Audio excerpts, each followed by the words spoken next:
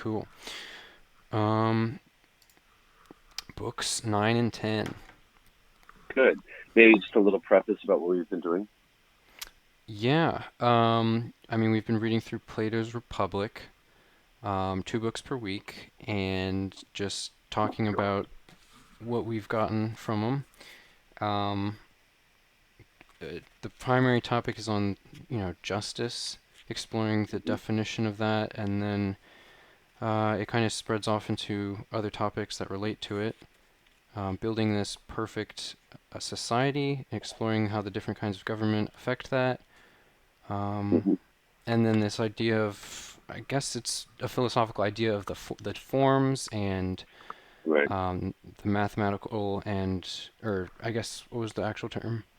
There's the visible world and the Yes. Intelligible world. intelligible world, right? Right.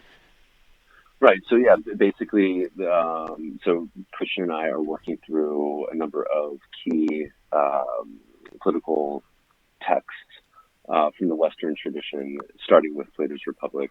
And yes, the big question in the text is, what is justice? So yeah, we've covered a lot of terrain, and then had the idea. Well, Christian had the idea last week of recording these, so we're starting these on the tail end of this text, but we'll be continuing as we venture into Aristotle and all of the others Yes. on our quest to become more sort of politically informed, as it Mm-hmm. were. So, um, this was a tricky last 2 books. They are Um, interesting topics to say the least. yeah, So I'm book, curious how you want to enter book 9. yeah, because book 9 10, I started think, is. with the Yeah. Tyrannical Man, right? Hmm. Hmm. Um, Yes. Last week we didn't really talk too much about the different men as they related to the governments. We kind of just touched on that. Right. But I mean, the basic idea was that the governments digress from Right. the 5 different ones was aristocracy, timocracy, oligarchy, Democracy. democracy, and then tyranny. And then Hmm. there's a related human form, the leader for each of those, and they Right. supposedly go through the same forms, and like the each one is the son of the next one, I think was the story. And they kind of, Correct. yeah. Um, and the tyrannical man, so was the son of the democratic or ruler Hmm. rather. Um, and the democratic ruler was basically like this idea of being free, um, free to do whatever they want to a degree. Right. And it was, Freedom is sort of the essential aspect of the democratic man. yeah. And then what was it exactly that corrupts the tyrannical man? I, The tyrannical man, um, he wants to indulge in unnecessary mhm, desires. Um, and there's this sort of sense that um, uh, he's like, like the unnecessary desires would be like, feasts and luxuries and women and so much, so on and so forth. But he ends up spending all of his money, and he soon needs to start borrowing mhm, money. So he's got all of these sort of interests that he has to, pay for. But then no one lends him any more money, and he has to resort to deceit and force. mhm, Um, and then also there's this insatiable need for him to pursue his erotic lust, which is obviously going to be sort of an unnecessary, for Socrates anyway, an unnecessary um, need. right. So it But seems. So in other words, he it ends. So in other words, he ends up becoming like basically poor, dissatisfied, and living in fear. mhm, yeah, especially living in fear, because it's like Yeah. as a ruler, basically he becomes kind of ostracized from his people in that he has to be in hiding in order to enjoy all the Hmm. things that he enjoys. But he can't enjoy life as anyone else enjoys it, basically, right? Because Correct. he's like Correct. trapped. Hmm. Which, and when we think about sort of like a modern day tyrant, that seems to be the case, right? Or even like the sort of classic image of the Roman emperor always living in fear, right? Is there going to be a coup? Hmm. Yeah, I would imagine that's probably even true in non-tyrannical states, right? Anyone in power is probably looking over their shoulder a lot. Sure. Um, but certainly um, one that is maybe less so a president, the United States, where you have laws in place, you're going to be in term for so long, Hmm. and there will be an election, and you've been voted in by the people, as opposed to just strong arming your way into that position and trying to hold on to it as best you can. I imagine there's more fear for that tyrant than there would be an American president, Sure. as an example. Yeah. And something that I was But thinking yes, about, he's living in terror. yeah, something I was thinking about recently, kind of reflecting back on the five types of government mentioned, is that Hmm. I'm wondering if the United States is actually more of an oligarchy than it is a democracy.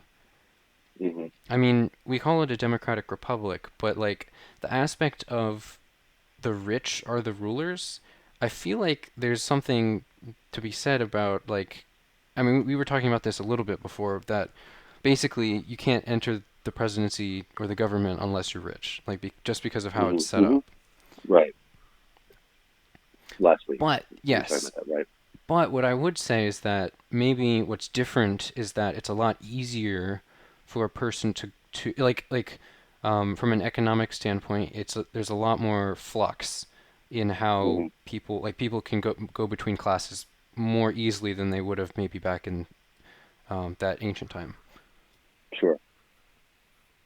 Yeah, like I mean, certainly. I actually remember when I was teaching race, class, and gender years ago, when we dealt with the class element, covering how ultimately do you get the work of society done Hmm. in in any era.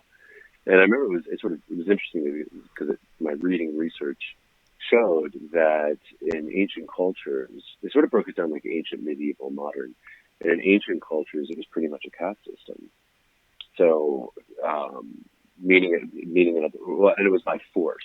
So, in other words, like you are this type of worker, you will do this work. The example I remember they came up with was like building the in Egypt building the pyramid. It Hmm. had to be done by force, or it was done by force rather. Um, where you have the pharaoh ultimately forcing slaves to do the building of it. So you can do it by whip, um, and and with that, then you're not. There is no sort of upward mobility, right? You stay in that position. You are a slave for life. You'll do Hmm. this work. Um, so, and then in the Middle Ages, it was more of a it was it was more based on tradition. So, if your father was a cobbler, you ended up being a cobbler, and then your son ended up being a cobbler. So you had this.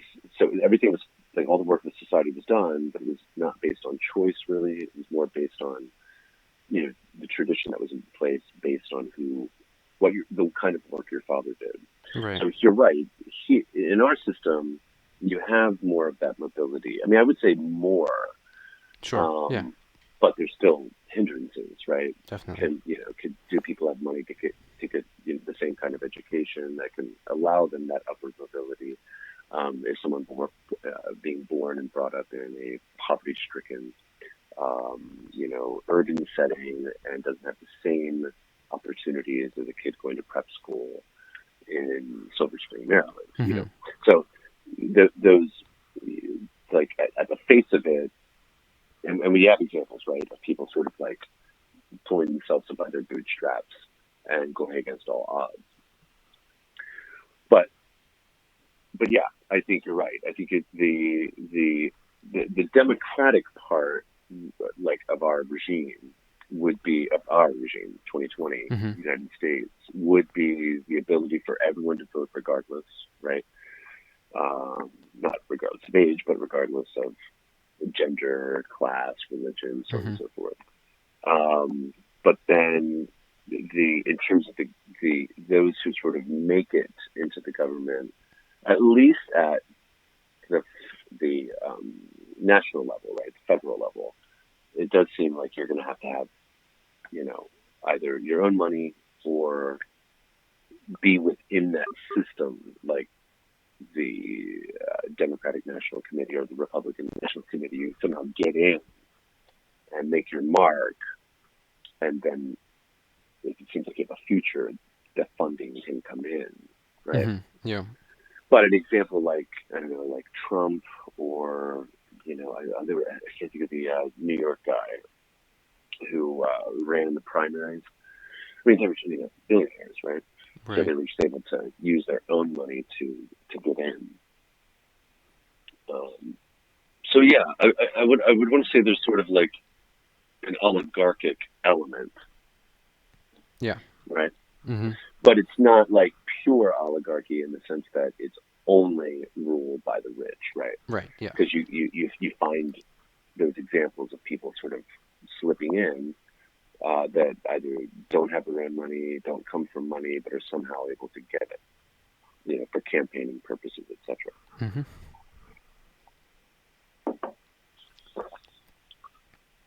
I agree So with that. I thought the interesting part too with the tyrannical uh, man in the section was how his how when we all have dreams, seemingly the reasoning part of our soul is asleep. Sorry, sleep's maybe not the best term there, but inactive. Mm-hmm. And so the soul, I guess, or the psyche is able to um, imagine all of these various strange, surreal things that you would only do in a dream state, but not in a waking state. But the distinction then between the tyrannical man and the rest of us, as it were, is that he's actually doing those dreamlike things. Mm. Okay. The sort of like dangerous dreamlike things. I thought it was because when he was talking about the dream element, I thought that was interesting. It sort of stuck to me. I was like, we're getting a little bit of a dream theory here. Yeah. Um, but but yeah, so in other words, like the sort of unimaginable thing. I think incest was mentioned. Murder was mentioned. Certain things that might Mm-hmm. happen in the surreal landscape of your dream, but whatever, someone in their quote unquote right mind wouldn't do it while the tyrant's doing it. Um, I do think what's interesting, by the way, about going back a little bit to last week is, and including this week, because he sort of does the devolution of the democratic, or I'm sorry, yeah, democratic to tyrannical, is it's my critique would be, it seems very, from Socrates' perspective, it seems very determined that this is what would happen without the thought of variation. Meaning, in other words, like, did Socrates really believe that this is what would happen to the Democrat? In other words, did he really think that this would happen if within these regimes, or is there is it sort of a heuristic, a larger point that he's making, so that in reality it doesn't really have to happen, but he's sort of making an abstract point about the regimes. Do you know Mm-hmm. what I'm saying? Because it Yeah. seemed very strict, like, and this will happen, and he will turn into this person, and then these things will happen, and I'm sort of thinking, like, would that happen in every case? I don't think You so. know? But Yeah, I do think there's something that he's getting at though. Like I think he's sure. noticing a trend um that doesn't apply to everyone, but is definitely a noticeable thing. Hmm. Totally right. You'd see, like, if you were driven by the particular trait of that regime, Yeah. right? Um, what is that drive leading you to, right? So Yeah. you can certainly see that, like, as you go through each of the regimes, like if you're driven by honor, what, what, like, how will that play out? What will you be seeking? What kind of person will you be, right? Mm-hmm. Um, so that I get, but it's the transition from the one to the other, which I think is brilliant and interesting, right? To do, sort of Sure. imagine, you know, the father of one and the son, you know, um, turning toward another. Yeah. Um, and also too, the I think that's what I'm saying. It's more of a heuristic, sort of like a teaching tool. Yeah. That he, it is interesting that um, there's a gradation from the aristocracy, right, all the way down to the tyrant. So Yeah. and that grading, like in other words, honor is not a bad thing, right? Um, it's interesting that profit's sort of in between honor and freedom, but right between the democracy and the democracy. But there's I don't know, there's a sense that it's sort of like this tool um, to show like varying degrees of these goals, right? Mm-hmm. Because that sort of out of the four, see, out of the four, I would say honor and freedom not so bad. Profit's not a bad thing. Being totally focused on it is problematic. And then the tyrant at the very bottom totally makes sense. You know, it's almost just like the irrational part is in full force Yeah. pursuing irrational ends. You know. Yeah. Um. So, the book nine started to transition into talk about wisdom, honor, and profit, but I don't remember freedom being a part of that. Was that more so Oh just no, tied no, no, to sorry. the governments? No, no, no, no. Yeah, exactly. Okay. I'm sort of like including the sort of going back to where he started with the devolution, Okay. right, Mm-hmm. from Yeah. aristocracy. So Okay. yeah, no, no, no, you're absolutely right. That's not a piece that he includes so much in this one. Mm-hmm. Because Yeah. what in this one we get he gives us um We have the wisdom lover, the honor lover, and the profit yeah, lover is what he called them, right, and then talking right, about how they fare up against one another in like justice and pleasures, um, exactly.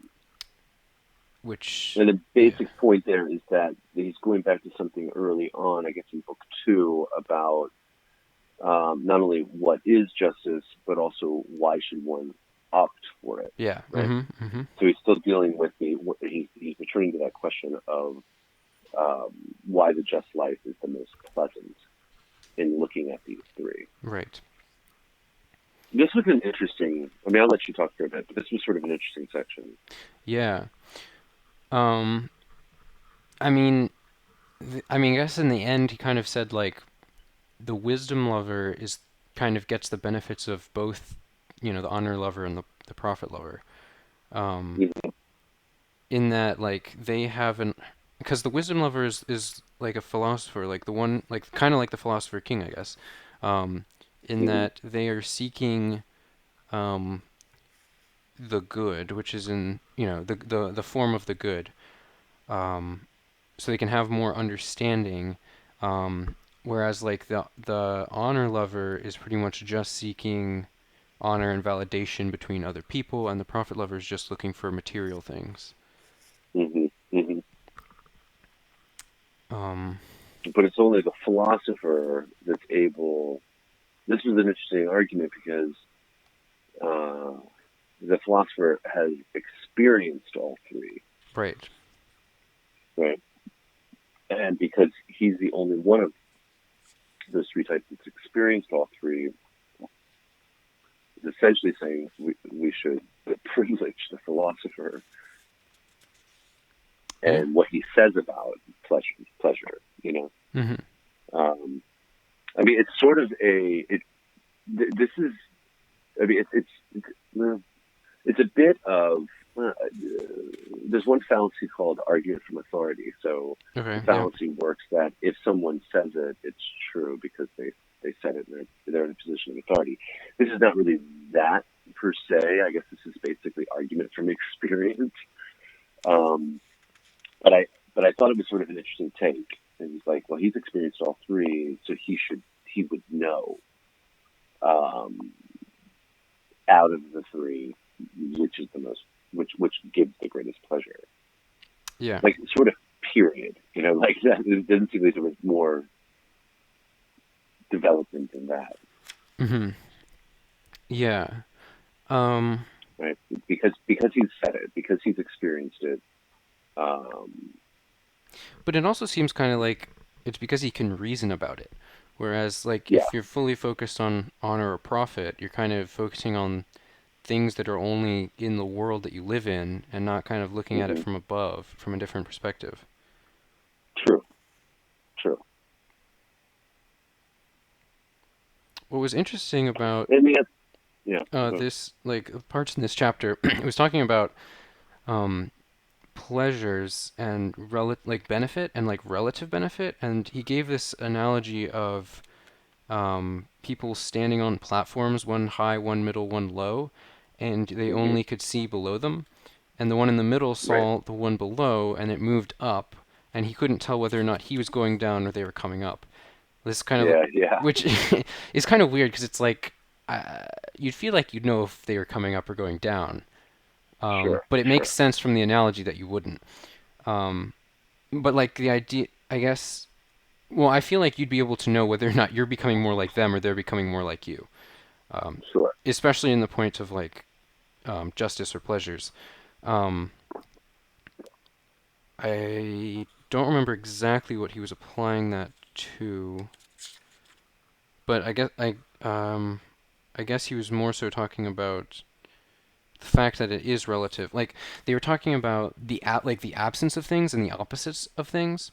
Hmm. Um, Hmm. and they're trying to find if it's possible that there's some sort of neutral ground, I guess. Hmm. Hmm. Um, Yes. and I remember that. The there's intermediate. yeah, the intermediate, and they were kind and um, they gave this analogy to show that there isn't really an intermediate, but rather it's all pretty relative. Hmm. Hmm. Um, What do you think he was getting at with the analogy? um, that's a good question. So I guess if you try to apply it to the wisdom, honor, and profit lovers, um, if you just like if you're trying to just compare the benefits that they have amongst each other, Hmm. um, like the honor and the profit, like I don't know if there's an exact order here or if he mentioned this, I don't remember, but say for example the profit lover is on the lower rank, the honor lover's in the Hmm. middle, Hmm. and the wisdom lover's at the highest. They all only know that like what the pleasure that they can experience feels like. So they only know the maximum of what they know.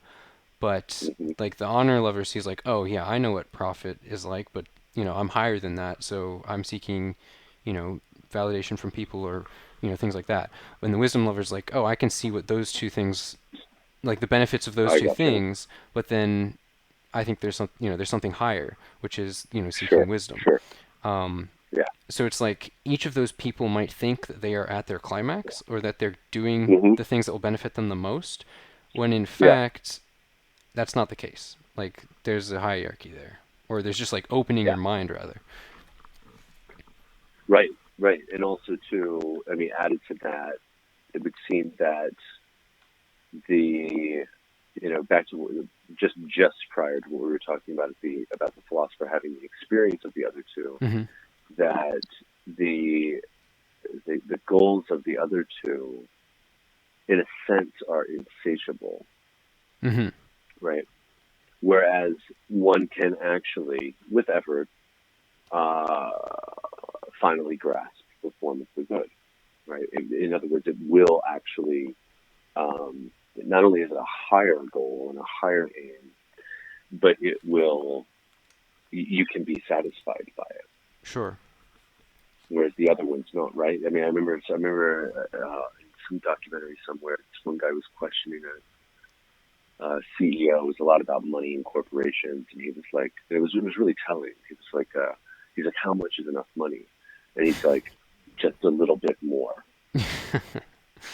which is telling, Yeah. just a little bit more, So um, it's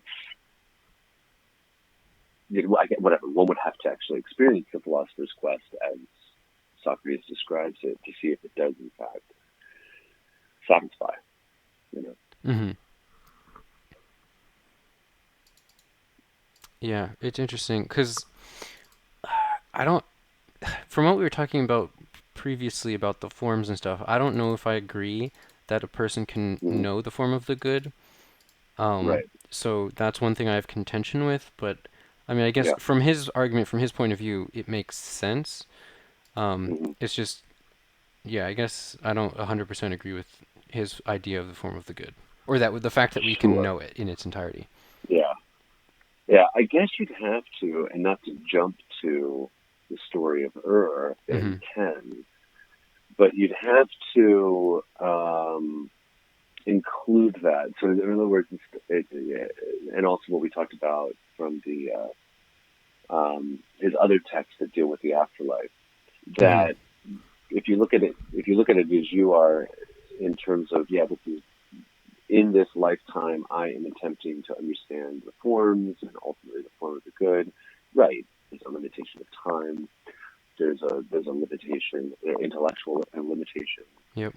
Socrates would add physical limitations. Right. We're distracted by our bodies. Hmm. But if you include, and again, I don't know what the argument is for that, but if you include the reincarnation notion that he has, and that the soul, and this doesn't really come from this one so much, but other texts where the soul actually encounters the form, Hmm. um, or the forms uh, over lifetimes, you then and it's mystical. In other words, it's soul encountering form. There's no seeming rational explanation Right. that it seems like you could grasp it. You know, I mean, you forget it in the next life, but you could grasp it. Hmm. Yeah. No, I'm So, curious about his ideas of reincarnation, so I might want to explore that. Just what like his logic behind it later. I don't know. yeah, But we do have the myth. But why don't we go to the beginning of book 10? sure. Um, Yeah, I mean, this was an interesting transition. I'd forgotten about this. It was like, wow, you're going to go into poetry yeah, and rail against imitation again. yeah. Well, yeah, You know, again, he did set it off to the side a couple books he ago. did. That's true. No, it's Um, true. They returned to it. yeah, he was like, let's not deal with them. Let's just say they're not gonna participate in our perfect state. Right. Right. um, yeah, so imitators, painters, and poets. Yeah. Um, yeah, so basically, I mean, I guess he starts by talking about a bed, an actual bed. Hmm. He Yeah. talks about Yeah. um, the form of the bed, which there's only one, and there are multiple instances of that bed in reality. And then Hmm. there is an artist's or poet's interpretation of that actual thing.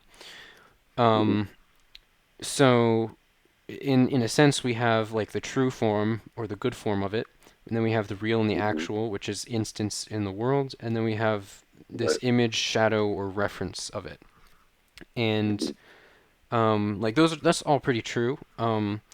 I agree Right. with that. And then he makes some observations about how the people who deal with those forms like act or understand. Um, so again, like this whole thing is giving me vibes of structuralism, Sure. in that there's like connections between everything. There's like a reference, and then there's the actual thing. Um, And yeah, this deeper structure, which I guess yes, would be the form in this yes. case. And I was actually thinking about this when I went for a walk the other day, and Hmm. I feel like it's really hard to say that there's one form of something, like of an idea. Yeah. Like it's like, yeah, there's a form of a bed. It serves a purpose for, you sleep Yeah. there, right? But it's like you can it's hard to decide when is something a form and when is it not, because it's like, okay, Sure. um a telephone is a form. Yeah. It's a Hmm. method of communicating from one person to another via a medium, right? But it's like, is Hmm. a telephone like 100 years ago the same as 150 years ago, same as the one we're using now? Is that all the same form, or are they Hmm. different? Hmm. Or like, what about things that we invented to do things. Like, is an axe the same form as a log splitter? Yeah. They Yeah. serve the Yeah. same Exactly. purpose. But what if something has multiple purposes? So I just have like Hmm. this Hmm. not, slight issue with like I don't think you can divide forms into discrete units, or if you do, there's some sort Yeah. of hierarchy to them. Sure. Um, and like I guess if you want to take it to the extreme, it's like there are infinite forms, and we can only observe the ones that we have like created or discovered on Earth. Hmm. Um, because like there are things that we didn't use or have a purpose for like hundreds of years ago that we now have and now would have a Hmm. form that they did not before or serve a purpose that they Sure. couldn't have. Um, so yeah, that's kind of a meta No, I'm with thing you. of Like, this. exactly. Like a typewriter, right? Yeah. Mm-hmm. You have a typewriter for the longest time, and then that gets swallowed up, as it were, by the personal computer Mm-hmm. or word processor, right? So are they in the same? Are they in the same form? Are they within the same form? You know, calculator versus computer. Mm-hmm. So I feel you on that. Um, I don't know. I mean, like you don't have massive technological development like we have within a century, right? You do have technology in Mm-hmm. ancient Greece. So my sense, and I'm not really absolutely sure about this, but my sense is his retort would be that you would be able to find enough similarities with those particular things to put them into a particular category and separate them from other things that might be on the line but in a different category. Mm-hmm. Um, but I hear you. I think I mean, that's what that was our running joke in, as philosophy majors. Like, is there a form of belly button lint? Is there a form of dirt? Because seemingly, or is belly button lint and dirt somewhat like connected to another form, but a um, less real version of it? Right. Like sort of like there's the tree, but you could take the tree and chop it up.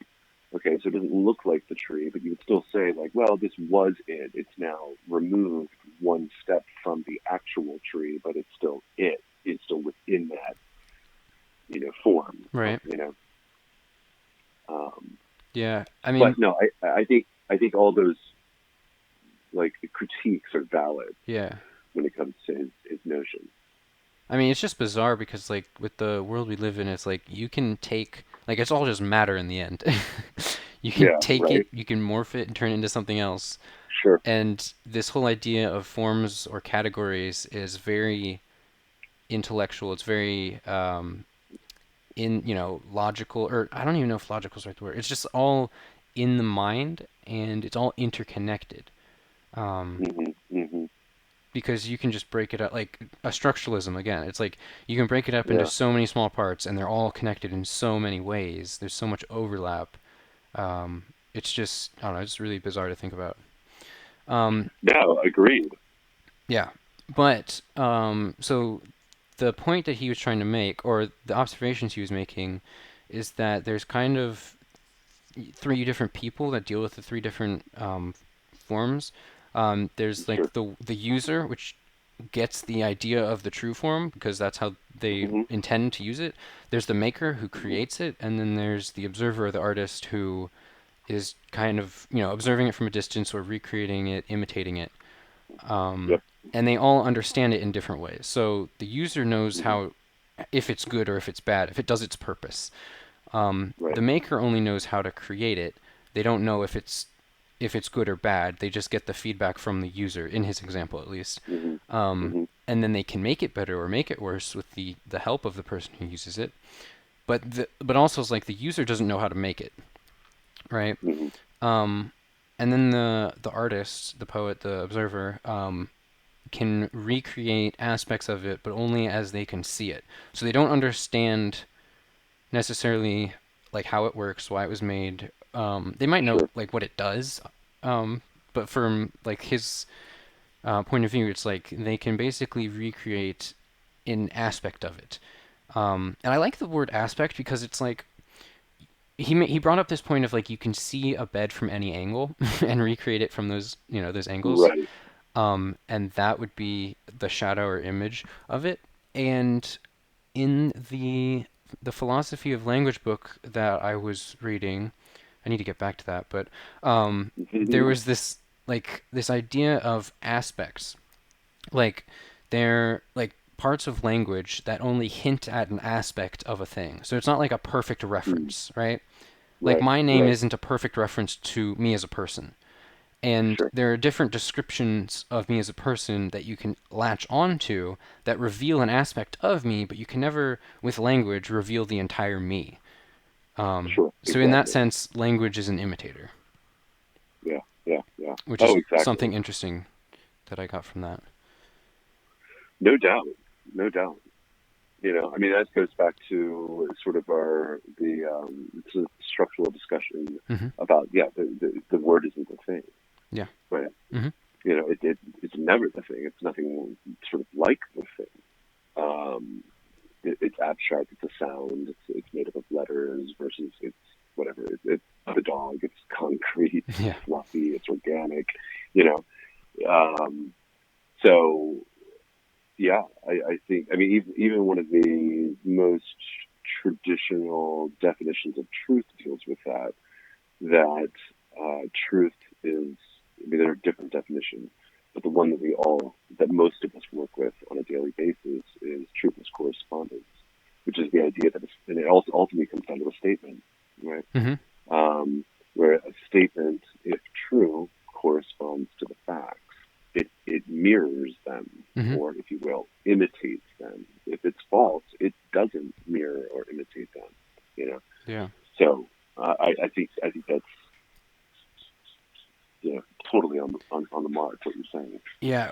Also, so in the philosophy of language book, they brought up this example of Hesperus and Phosphorus, which were the names for Hmm. the which were the names for Venus as it rose or Yeah. as it set, and they thought they were Yeah. different bodies in the sky.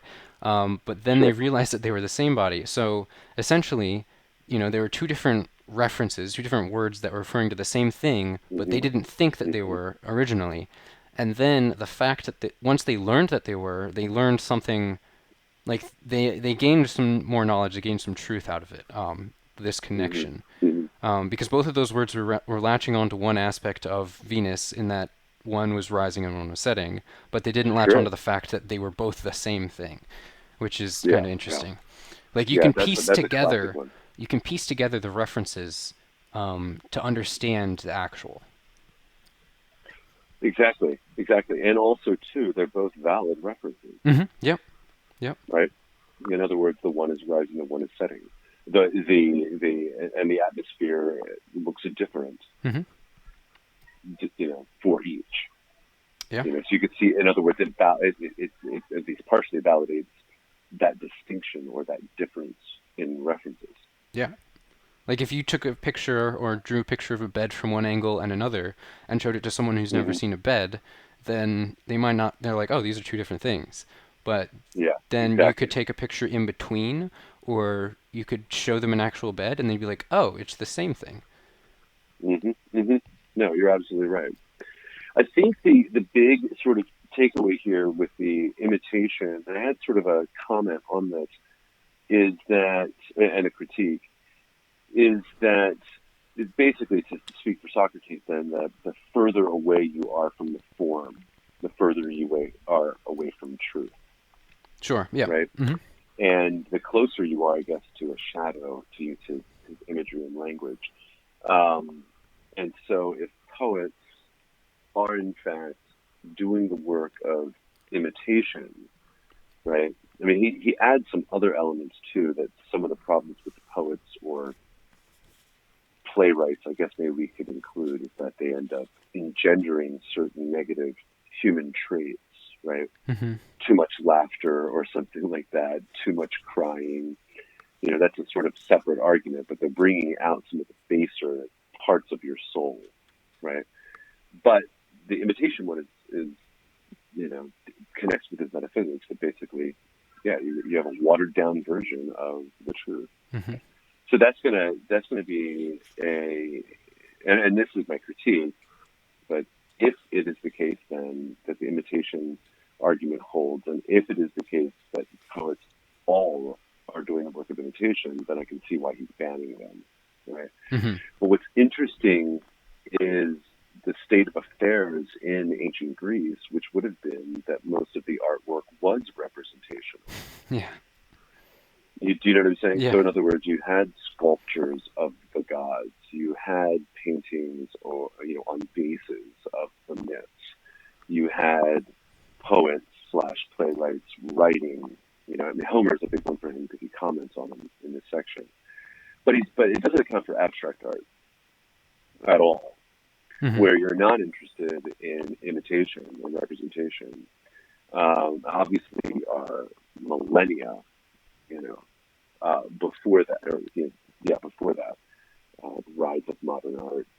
But that's an interesting sort of element, because it could be the case that he might be for abstraction if abstraction, let's say, was able to allow you to contemplate more on not the painting but the idea Hmm. behind the painting.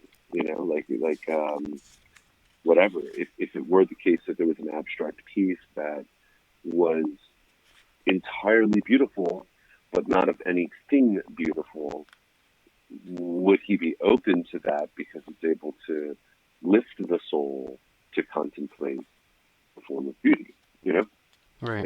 So in other words, it's like a vehicle of contemplation as opposed to um, I'm looking at this imitation of a thing, which is an imitation of the form. Hmm. You know.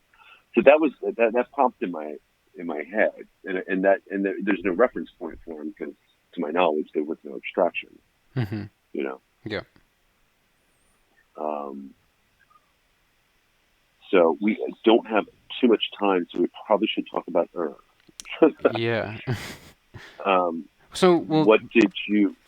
Yeah, yeah. So I guess like the thing that kind of prompted the myth of Ur was the idea is that souls are immortal, and right. he kind of I don't know if I completely agree with the way that he got to that conclusion, but basically The he said proof that was the interesting. tyrant like so like there was this idea that everything has its own evil which rots and destroys it. So souls must have an evil, and that is injustice. And then he said basically Hmm. tyrants aren't destroyed, so souls must be indestructible, basically. Exactly. um so yeah. um No, no, that's. By the way, he comes up with other arguments in other texts, but this okay, one sure. is interesting. Right? Uh, I mean, what's curious about the one claim that those vices don't destroy the tyrant is, I guess it's like annihilation, right? Hmm. So, in other words, because they still exist with those vices, um, they're not fully annihilated, but they do damage, right? At least. But I guess there's Sure. still this receptacle, the soul, that is able to live on regardless of the threat or the damage done. Um, yeah, it's almost like I'd have to sort of like think a bit harder about that to see, Yeah. you know, um, because there are other arguments for souls and you know life after death, right? Hmm. Um, but this one was odd. And then yeah, the myth of Ur was very interesting. I think I've heard it before, or Yeah. something similar to it. Um, at least the idea that like your soul goes up, ascends from the body and then like Hmm. reunites with uh I got in this example other souls. Um, Right. but I think I'd heard before someone talking about like it just reunites with like God basically, and then Yeah. you go back in to Earth as another human and re-experience Sure. life. But this one is basically saying there are a heaven and a hell. The just souls Hmm. go to heaven, the unjust souls go to hell. They stay there for a while, and then they Hmm. reunite. And they draw lots to pick a new body. Yeah. Then they drink Right. from the forgetful stream or something, and Right. forget their past. Some forget it more, some don't, and then they go back to Earth and repeat, which is a very Hmm. interesting way to come. Like, I mean, it's a myth, so there's nothing Yeah. grounded there, but it is just a very Right. Right. peculiar, interesting way to think about things. Like, I guess It one is. question to just like throw out there, I don't even know if you could come up with an answer. It's like, if the, well, I guess first, do the souls remember anything when they come back, when they ascend? And then if they do, does that mean that they are always over their iterations progressing towards justice? Right.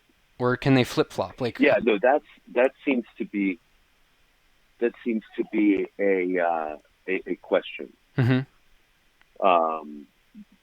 Um, that's just sort of uncertain. sure. Um, just one second. Yep. Get a snack.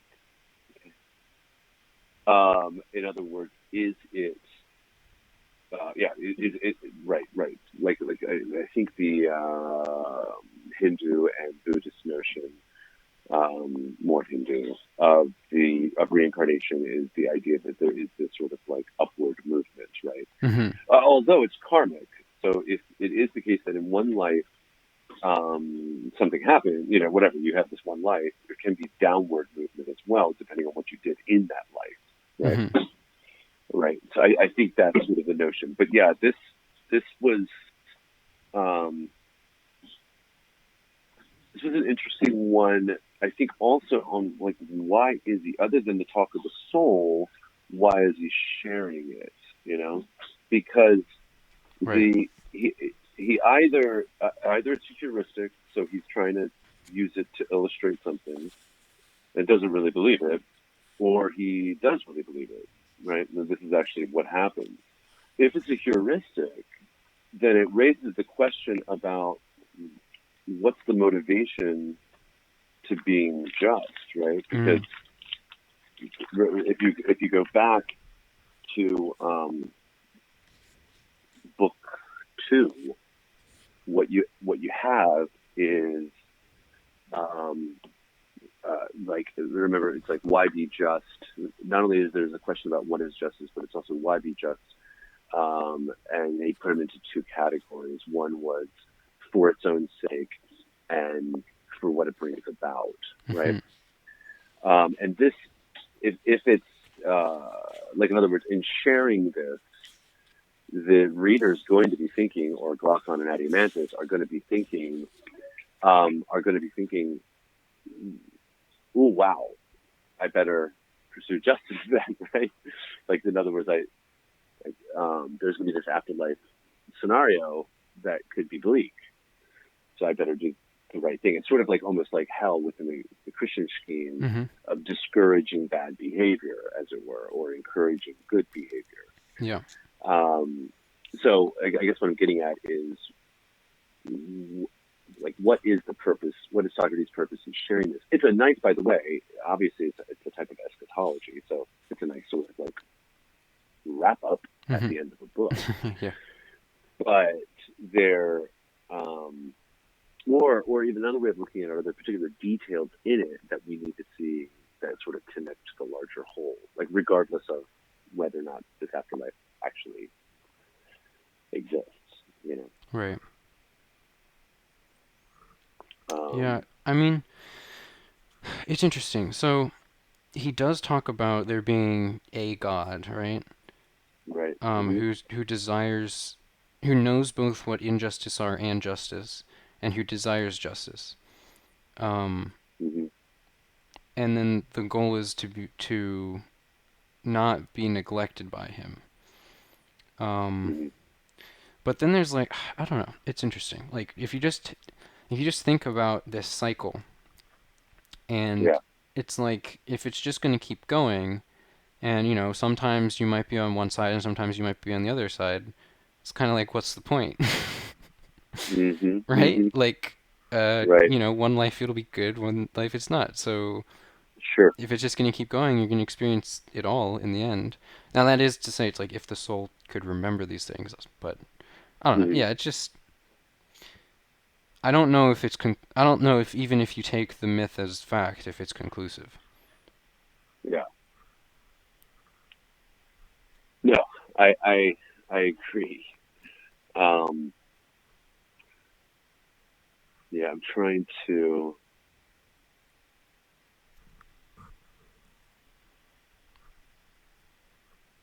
I guess there is an element too of you have to own it, right? In other words, the the and also, like, in other words, if you're going to sort of game the eschatology, Mm-hmm. Mm-hmm. that's even problematic in terms of your soul, because you know you're gaming, you know you're trying to work it, right? Mm. What was that? That was like the joke that we used to have about Catholics. It was like, well, sin all you want because you're getting it all cleared up in confession, and you can do it again, you know. Right. But if you're doing that according to a Socratic Platonic outlook on the nature of the soul, then you're tapping into your corrupt parts, Mm. right? You're not doing sort of the right thing. Yeah. So there's an element of whatever happens, upon death, in terms of these options, the heaven and the hell. You've built this up. You've ended up having to own. You're responsible for it. Right. Yeah. Um, and you know, um,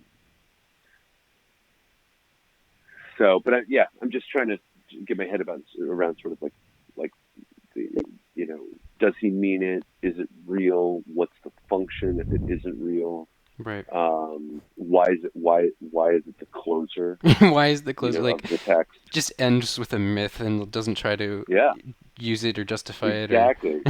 in an Yeah, and argument? also too, if it is a myth, I mean, this is the interesting thing that's been said about Socrates throughout the Republic, or Plato, since he's the writer, is, wow, boy, is he really against imitation? Is he really against, poetry? Is he really against sort of Homer and myth? But he's using them, Yeah. right?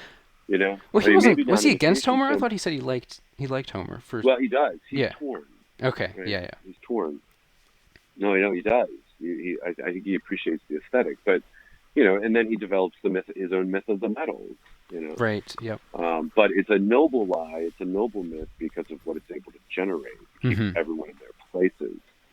Um, so, um, let me do a wrap up question for you. Okay.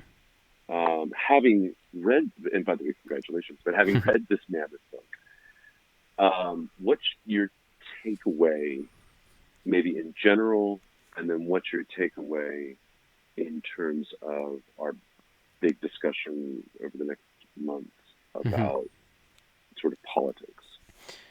Sure. Um. So I think, I guess, kind of in general, it's just like I haven't explored, this before or things like this before necessarily. Sure. So I just think it's kind of eye-opening. Hmm. Get to explore some different ideas, different points of view. Really understand the Socratic method because, like I mentioned when Hmm. when we've like in the first chapter, I was like I knew what it was as a concept, but I hadn't seen it acted out. Um, Sure. I don't know if I've seen many conversations that actually go like this, but that's an Right. interest that's an interesting idea. Um, just like rationalizing a point of view and then exploring it and combating it. Repeat. Yeah, Um, which I think you see writ large in book one, yes, definitely. because then they put the screws on him to actually speak up and develop the theory. Yeah. So all of the questions almost seem like somewhat rhetorical from book 2 to 10. Yeah, But book rhetorical one, you or see it just really to well because clarify. yeah, Yeah. yeah. Whereas with book one, he's not. He is literally the questioner, Yeah. and I mean throwing in counters to the various definitions or examples they give. But Hmm. yes, no, it's a great example of the Socratic method. Yeah. I think I have benefited from just thinking about his notion of the idea of the good and how I've been able to kind of Hmm. connect that to um, structuralism and I don't Hmm. know. I guess the idea that God is infinite and those things are contained in Sure. Him and that kind of stuff. Hmm. Um, so that was all good. The myths are interesting. The political stuff was cool. I was able to kind of connect that. Like I mentioned the iron law of oligarchy before, Yeah. kind of observing these patterns of government. Yeah. So in regards to politics, um, yeah, I don't, I, I guess it's revealed a couple things, like in Hmm. in terms of the governments and the rulers, and Sure. like I don't think I would have said anything of the sort of a philosopher king is the ideal king or ruler. Right. Right. Um, but Yeah. now I'd probably be a lot more inclined to say that, Hmm. and Hmm. actually have some backup to it, Sure. some way to Sure. justify that. So I think that's Hmm. probably the main benefit in terms of politics. Um, Yeah. yeah, and I don't know. I don't know if his argument for justice is 100% conclusive, but I think there's a lot to Sure. be extracted out of it. Yeah. No doubt. For me, I really think it's actually a pretty cool exercise for someone to develop a utopia. Yeah. Mm-hmm.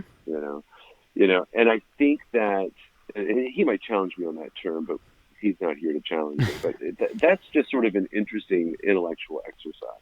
Like, how would you develop it? What would be your working values, right? Your principles, your higher aims, and he does it, Yep. twice, as it were, and that's that I think is just an intriguing. Wherever it goes, I think is very intriguing. Yeah. Um, and I think the it came up in this reading too, the last part. But I think his talk about um, uh, the the connection between the state and the man is very intriguing as well. And and Mm-hmm. and he seems to. It's not just sort of like, hey, if you're in a democracy like we are, you pick up those democratic values, but it's deeper than that. It's like actually a structure in your psyche, and certain parts are being amplified and others not. That one's you know it, it, it, it's a very strong claim. Yeah. Um, and that's just 1 second. Sorry. It's okay.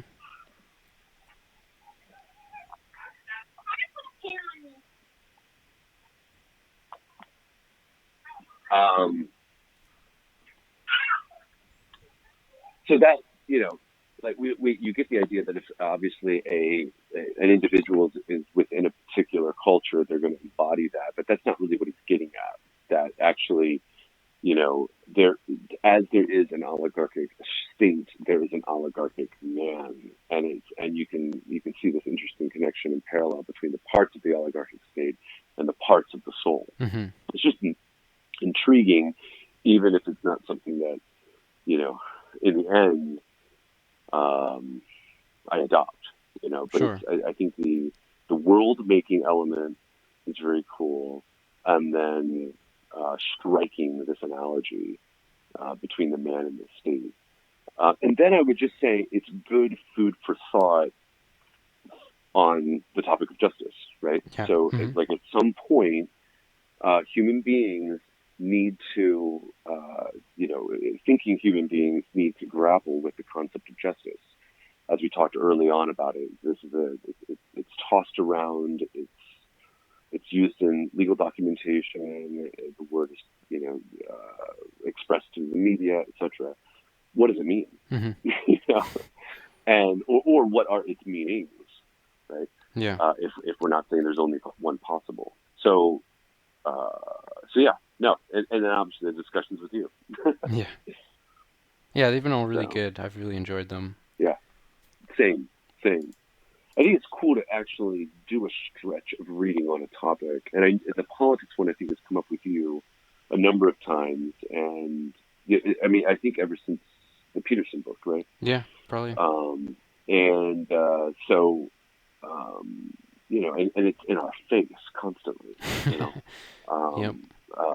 In general, but possibly also just the peculiarities of 2020. Um, so I like it, and I think it'll be really cool to, yeah, as we talked last time, just continue to add on text and further the discussion. Yes, definitely. So, all right, All right. excellent, well done. So we turn to Aristotle next week. You have the URLs, Yep. and we'll see how he adds to the discussion. Awesome.